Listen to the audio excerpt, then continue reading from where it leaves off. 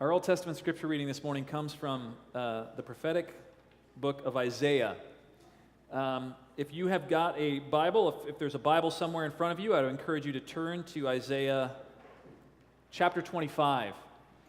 And Susan Van, we want to thank her for the remainder of our CEB Bibles came in. And so if you like NRSV, which was the version that we replaced with the CEB, we did leave a sprinkling of those throughout the sanctuary. So if you would find a Bible, whatever version that is, and open to the middle of it, you should find the prophet Isaiah's work. And just as a reminder, the prophet Isaiah is writing to the people of Israel as they are preparing for, knowing that basically an invasion is coming, or it's already on its way. And they are going to be disrupted, and they will be taken captive, and many of them will be led into exile. And so Isaiah is writing to a people who are dealing with some pretty serious issues. And Isaiah is God is trying to give through Isaiah a vision, a promise, an image to the people of Israel that it's going to be okay. And it's going to be more than okay. It's going to be beautiful. All will be right. And if you read through the scriptures, Old and New Testaments, you will find that probably the metaphor that is used more than any other, it's over 100 times through the Bible, a metaphor that is used to explain God's ultimate hope and desire, kind of end game, not just for Israel, but for all of us, is a feast. It is a feast where nothing lacks, and it's rich and wonderful and overflowing, and everybody, no matter your color or size or ability, everybody is invited to this meal. And God lavishes on all of God's children God's overwhelming love. And God himself eats something at this meal. So as I read the passage from Isaiah 25, starting in verse 6, I want you to see if you can pay attention to the adjectives that are used to describe the feast, what it is that God eats, and what ultimately the promise is that God plants in the minds and the souls of God's people. Isaiah 25, starting in verse 6, "On this mountain, the Lord of hosts will make for all people a feast of rich food, a feast of well-aged wines, of rich food filled with marrow, of well-aged wines strained clear. And God will destroy on this mountain the shroud that is cast over all people, the sheet that is spread over all nations. He will swallow up death forever. Then the Lord God will wipe away the tears from all faces, and the disgrace of his people he will take away from the earth." Friends, this is the promise of the Lord. Thanks be to God. A feast for all people, for everybody. What adjectives did you hear? God could have said, "And there'll be drinks and there'll be food." Right? But God says there's going to be wine. What kind of wine? Good wine. Aged wine. Actually, God says it twice. Aged wine. Aged wine that's been strained. So maybe even people like me who get headaches because of the tannins, maybe that will be strained out. I'll be able to drink a bunch of wine at this feast. It'll be fantastic. It'll be wine that'll be delicious, aged. What about the food? I'm going to have some food, some rich food. What's marrow? You guys know what marrow is? Yeah, I mean that's like the fatty essence. I mean, it doesn't get any richer than that. God specifically uses this imagery, these adjectives, to say this. It's not just going to be kind of food and drink. It's going to be lavish. It's going to be overflowing. It's going to be over the top. It's going to be amazing. The best food you've ever eaten, the best wine you've ever drunk. And then what is God going to be eating? Death. I will swallow up death. I will swallow up disgrace. I will swallow up shame. I will swallow up fear. And you, my children, you feast. To your hearts, to your soul, to your body, to your appetite's content. All people, there will be enough. That's a pretty good deal. I will eat death. I'll take care of disgrace. I'll sweep all that away. Kind of like the tablecloth at the end of the meal. I'll clean up. It'll be good. In fact, I love that metaphor where it says the shroud that has been cast over all peoples. When you think of shroud, what do you think of? A burial shroud? Right? It used to be that a shroud is what would cover a body, a corpse, and in funerals today, if you've got a casket, there'll be a shroud sometimes over it. It is a signal that is something that death is being covered.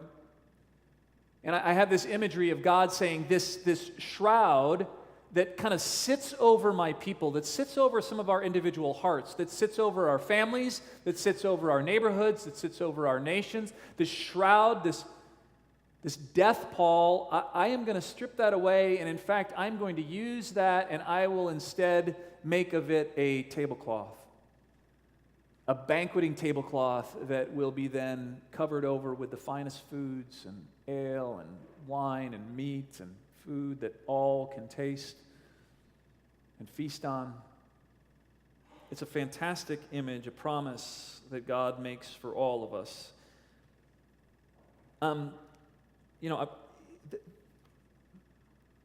The work of living a good life and being a good family person, having good faith, right? This is not easy.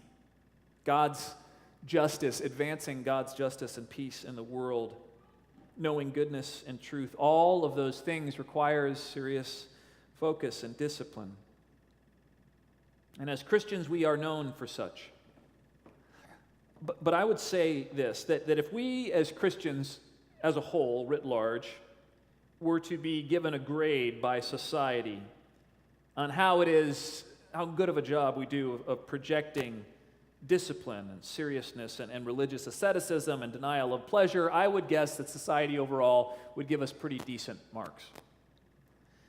But another truth that we are not as well known for, although it is clearly biblical and very Christian, is that the very yearnings, the deep callings of our guts and our hearts, the appetites that course through us, the desires, our sensual longings, the enjoyments that we share as children of God, these things also should not just be celebrated, they should be practiced. They should be developed so that all of us, both the rational and the spiritual and the bodily and the visceral and the appetites, all of it would work together to point towards true life and give witness to eternal love and family and faith and justice and peace and goodness and truth. All of that, it takes all of us, all of earth working together to witness to such beauty. It is obviously true that we can, and many of us have experienced the abuse or misuse or the misappropriate use of our passions or sensual longings. But friends, that doesn't mean that they're wrong or that they're bad. The same way that we've all experienced overuse of reason or rationale or asceticism. Our appetites, our desires, our sensual longings, our enjoyment, all of that is gifts from God. And it might just mean that we need to do a better job of practicing them, of expressing them, of using them and utilizing them to fulfill our passions and desires more often, to refine them in safe and good and healthy and beautiful places where they can be worked together, where they can be practiced, so that our call to worship, as it says, that truth can spring up from the earth, from the dirtiness, from the earth, from the ground. Truth can spring while righteousness gazes down from the heavens. It takes both. And God blesses and works in and through our bodies and our relationships, our appetites and our minds and our souls and our spirits. And through it all, a marvelous banquet table of humanity and creation is spread where faithful passion holds hands with truth, and desire and righteousness kiss. A fantastic example of this unification, of this bringing back together, something that I think we in the church have arbitrarily and mistakenly separated. The bringing back together the wholeness, the fullness of desire and spirituality, of appetite and faith is illustrated in this morning's movie. It's called Babette's Feast. Babette's Feast is a German language film that won numerous awards in the late 80s for its cinematography and its universally touching story of a small Danish town, Jutland it was called. And in Denmark, there's this small village of Lutherans, pietistic Lutherans, who took their faith very seriously. There's the town well in the middle. But even in the opening scenes, when you see this village that is put forth in Babette's Feast, this Danish village, it almost looks like there's a shroud over it, doesn't it? The movie centers on this small town, this religious town, and specifically upon these two sisters, sisters who happen to be the daughters of the pastor, who was kind of the central religious figure in that town until he passed away, and a refugee that they take in whose name is Babette. Babette is from Paris. Her husband and her son were both killed, murdered in an uprising in Paris, and she, for fear of her life, fled, found out about this place in Denmark where these two women were, a friend of hers, and she made her way there. They had nothing to pay her, but she said, if you would just let me be your housemaid and be your cook, that's all. Just let me give myself to you in service. If you don't, I will die. And so they let her in. And for 14 years, Babette cares for them. The name Babette actually means God is plentiful. And throughout this story, the central figure of Babette becomes clear that she is the Christ figure, the one who reveals to this religious town the breadth and the depth and the deliciousness of God's lavish love for us. So Babette slowly learns the Danish language. She learns their culture. She learns to appreciate their faith, but she also, in the process, begins to transform their understanding of love and beauty and religion and grace and relationships and food and passion, culminating in a sensuous and sumptuous feast, a last supper of sorts that she pays for entirely. At the dinner table, there is an unexpected guest that shows up towards the end. The whole second half of the movie is just Babette preparing the feast. It's a foodie's dream movie, and then serving it and everyone eating it. It's amazing. At the last minute, there is a unexpected guest that shows up. He's a German general who had been in the town earlier, and you'll learn more about him in just a little bit. And he says this, as he sits down, he thinks he's going to eat the typical gruel, the boiled fish and the bread soaked in old beer that they would typically eat. And instead he sits down and there's this amazing meal that just blows him away from the very beginning. And he tells the people there a story. He says, this reminds me of a meal that I had decades before when I had the pleasure of eating from the table of a chef. And at this point he doesn't know that same chef is actually Babette, who is in the kitchen. She was a 5-star chef in Paris before she had to flee. And he says, this reminds me of a meal I had decades before, the hand of a female chef who had, he said, the ability to transform a dinner into a love affair. Isn't that fantastic? A chef who had the ability to transform a dinner into a love affair. Do you guys know a chef like that? See, I think that's who Jesus wants to be.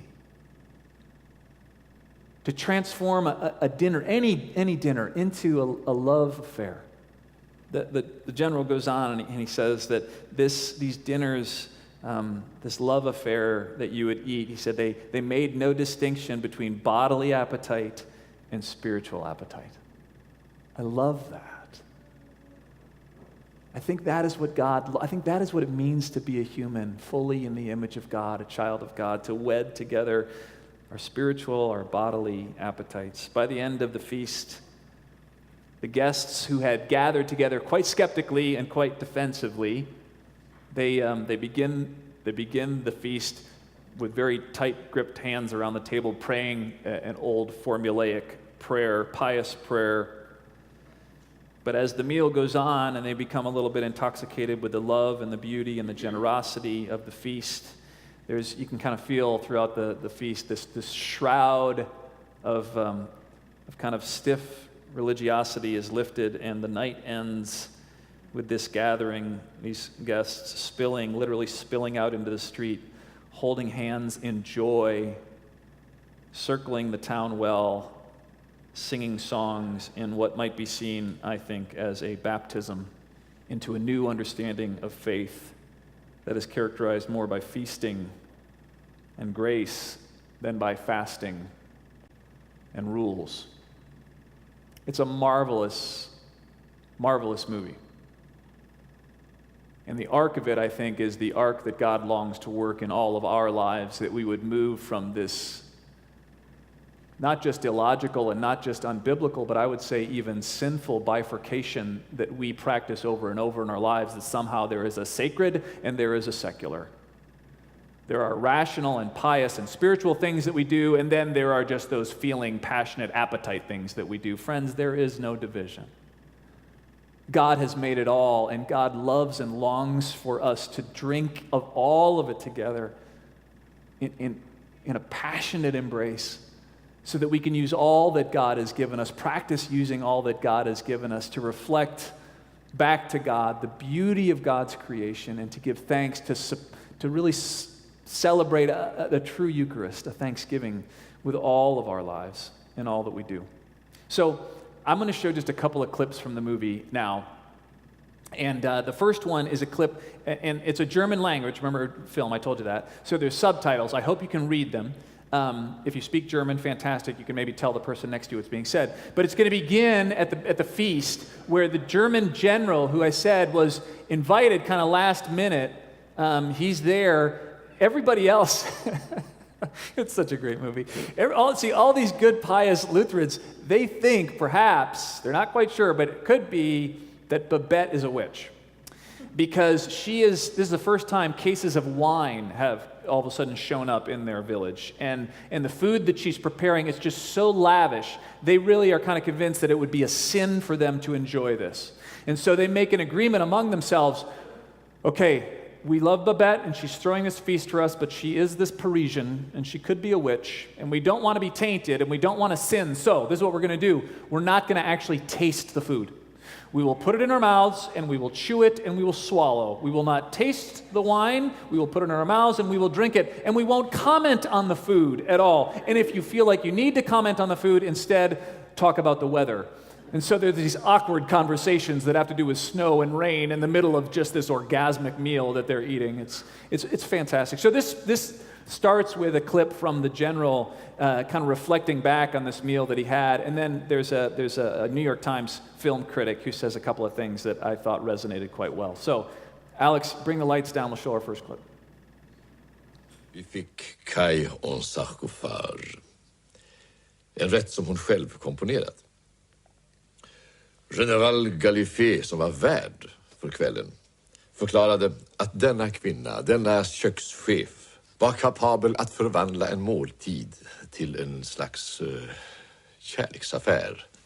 Ett älskogsförhåll där man inte längre kunde skilja mellan fysisk och andlig aptit. There are a lot of movies in which food figures, a lot of movies with banquets and feasts and parties, but there are very few movies I can think of where food, the preparation and the eating of food, the sharing of a meal, plays such a central role as it does in Gabriel Axel's Babette's Feast. Based on a story by the Danish novelist Isaac Dinesen, Babette's Feast is set in the 19th century in a remote part of Denmark. It concerns two sisters, Martina and Philippa. They're the daughters of a Protestant minister who's sort of the dominant figure in this rural, very pious community. When they're young, they each have a suitor. One of them has a young, dashing officer. The other, a rather florid French opera singer who also gives her voice lessons. But neither relationship works out, and the two women grow toward middle age together as spinsters. Then one day, a mysterious Frenchwoman, played by the great actress Stéphane Audran, shows up on their doorstep. She's an old friend of the opera singer, and she's fleeing from political persecution in Paris. She becomes the sisters' cook and housekeeper, and she masters the local diet, which consists basically of boiled salted fish and a porridge made from stale bread and old beer. Brød. lægges i blød. They live like this for 14 years, and then one day, Babette wins the lottery. And she decides that before going back home to France, she's going to treat the sisters to a lavish and extravagant French feast. And the preparation and the sharing of this meal takes up almost the entire second half of this movie, and it's lingered over in wonderful detail.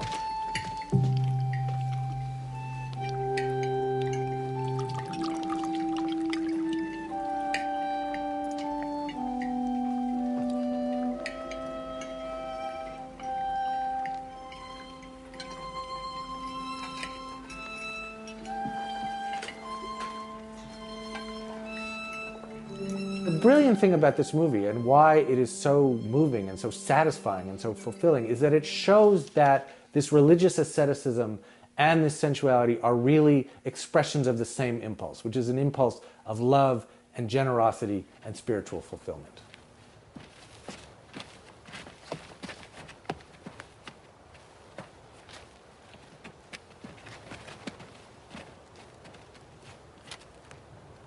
Klokken slår, tiden går, evigheden os forestår.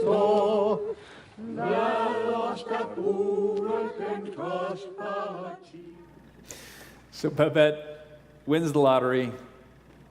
She spends all of her earnings, 10,000 francs, in preparing this lavish feast, which ends up being the Last Supper. She doesn't return to Paris. She stays there with them, and finally this group of people recognize who has been in their midst and the blessing that she is. She gives all that she has to throw this feast to her adopted family, whose language she has learned, whose culture she has learned, whose life she has assimilated herself into, and yet with her flair and her talent and her generosity, she adds love, beauty, and delicious gifts. This loving, sometimes grumpy, pious family of hers is transformed as she spares no expense and gives all of her creative energy to preparing and cutting and cooking and creating. The astonishment of the general and the deliciousness of the food finally kind of catches small fires in the hearts and the minds and the souls of those around the room, and even the cinematography kind of warms up and lightens up, and the magnificence of the food slowly breaks down the austerity and the deliberateness and the piety of the guests, and they begin to actually enjoy Eucharist together. I just love it. So what I want us to do is just watch another clip, and then we're going to have a little feast of our own. And so here's another clip of the general kind of leading the way and helping these folks to actually taste the food and see that it is good, and overall that God is good and that they have much to be thankful for. All right, one more clip. Babette siger, vi klar. Jamen så, lad os da gå til bords. Ja.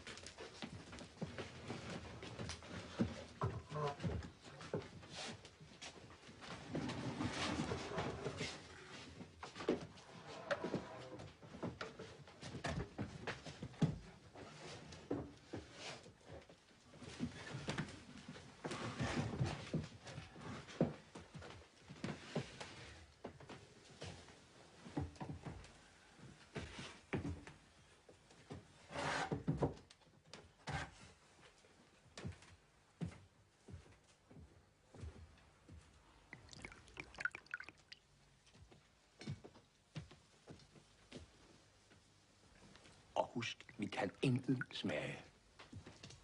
Lad os bede med præstens egne ord. Må mit brød i dag mit leben nære. Må mit leben sjælens tjener være. Må min sjæl gå fremad Gud til ære. Amen.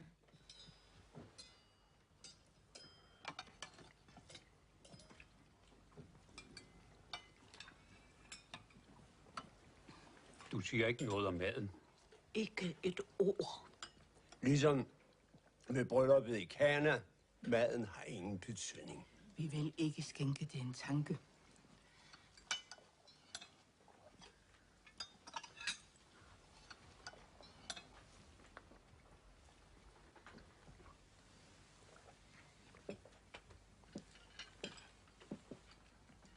Högst besynnerligt. Amontillado.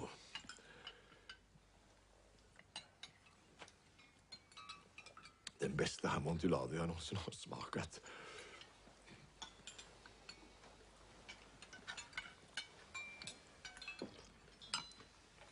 Detta är otvivelaktigt äkta sköldpaddssoppa.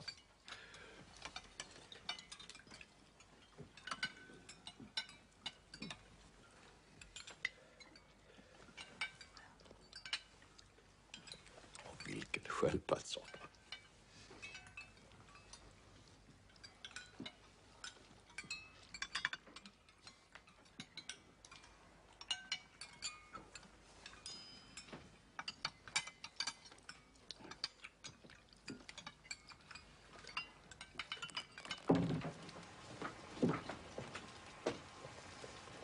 Nu, Erik. Champagne. Et glas til alle. Et pour le général, faire quand det er tomt. Jeg vil.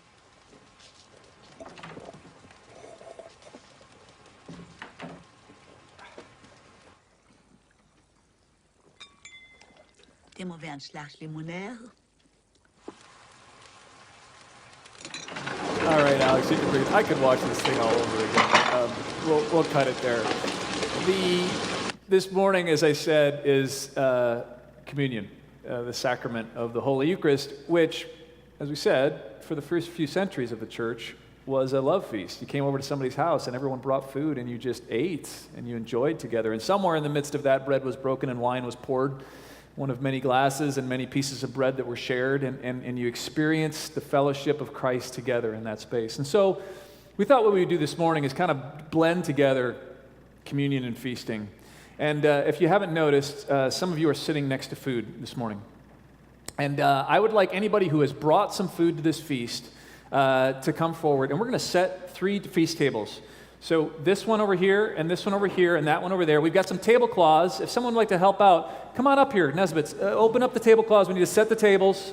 Open up the tablecloths, and then we've got some food. If you're sitting next to food that you didn't bring, please just bring it.